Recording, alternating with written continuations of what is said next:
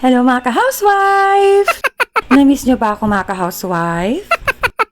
Ako, na-miss ko kayo. Alam nyo naman, nagbakasyon na ng saglit ang inyong housewife. Kasi umuwi kami ng aming bayan sa Isabela kasi nga aattend kami ng event sa school ng aming mga pamangkin. Kaya super excited namin umuwi. Pero alam nyo ba mga ka-housewife, every time na umuwi kami ng husband ko, magkahiwalay kami ng tirahan. Kasi minsan lang namin sila makasama. Gusto ko magkaroon ng time yung husband ko sa mga magulang din niya. So, most of the time talaga, doon siya nag-stay sa parents niya. Ako naman sa parents ko para mas masulit namin yung bakasyon namin. Minsan naman, maghapon si husband ko doon sa side niya. Tapos paggabi, matutulog na doon sa bahay namin. So, parang ganun. Pero nakikita kami palagi pag nilakad. So, ayun, medyo mahaba nga lang ang biyahe pa Isabela mga ka-housewife kasi almost umaabot pa ng 12 hours kahit na medyo mabilis kami kasi may traffic, may mga one way, tapos yung stopover. So, ganun kalayo yung probinsya namin mga ka-housewife. And finally, after a long drive, nakarating na kami dito sa aming probinsya sa Isabela. Napakasarap ng feeling makabalik sa iyong bayang Sinilangan. Malayo man pero sulit pa rin kasi makasama namin ang aming pamilya. Pagdating namin sa aming bayan, dadaan muna kami sa bahay ng aking mga in-laws. Tapos ihahatid na kami ni Daddy sa bahay naman ng mga magulang ko. So, andito na ako sa side ko. Ito na yung garahe namin, mga sasakyan ng mga kapatid ko at ng tatay ko. So, it's finally super nice to be home. After that, umuwi na rin si Daddy sa kanilang bahay para makapagpahinga. Kasi mga hapon nito, binisita naman namin si Mary Solen, yung anak namin na Anghel. Medyo namamaos ako ngayon mga ka-housewife kasi alam niyo naman, pag umuwi ako ng probinsya, alam niyo naman video okay time. So nahirapan ako mag-voice over.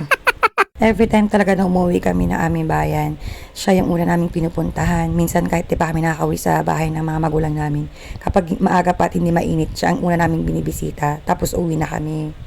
Tapos the next day, ito na yung event na sinasabi ko na parang commencement exercises ng aking mga pamangkin. Yung mga awards, ganon, mga graduates and completers.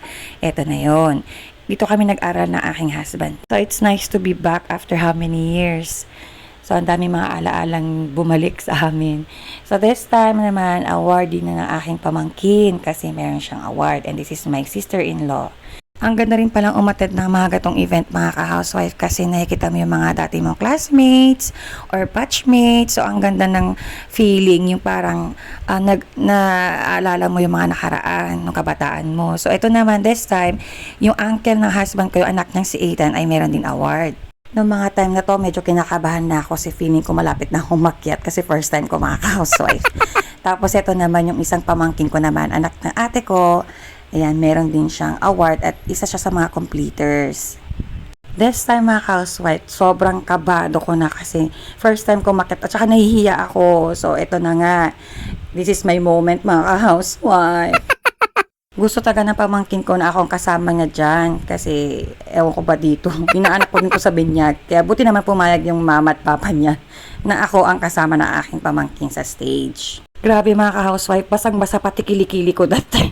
Kasi yung anak kong si Hermione, kapag may mga recognition day siya, yung husband ko talaga ang umaakyat kasama niya. So after nung umakyat ako ng stage, wala naman akong gagawin doon. Umikot-ikot na ako dito sa aming school. Inikot-ikot namin ng husband ko. Yan, di ba? Nag-reminisce ako ng nakaraan. Ganyan, yung mga time na, alam mo na yon, ganyan. So ayan, nagmo-model-model na ako dyan. Tinukuhan ako ng asawa ko, the feeling. Oh, di ba? Ang kapal ng mukha. May mga nanonood pa sa akin yan, pero kineri ko ng mga ka-housewife. After matapos ng program or ng event, kumain na kami ng lunch dito sa isang restaurant dito sa aming bayan. Pero later, mag-dinner din kami sa bahay namin ng simple lang. Yan, nagluto at nag-prepare yung sister ko ng aming dinner para pagsaluhan naman namin. Tapos nag-prepare din ng dessert at isang putahe yung kuya ko at yung sister-in-law ko. So yan, makakasama na kami at kumain na. Pero later that night, magbi-video okay kami. So, yun ang abangan nyo mga ka-housewife. Hindi ko na maiisa sa isang video lahat. So, sana abangan ninyo ang part 2. Thank you for watching mga ka-housewife. Hanggang sa muli. Bye! Okay, bye!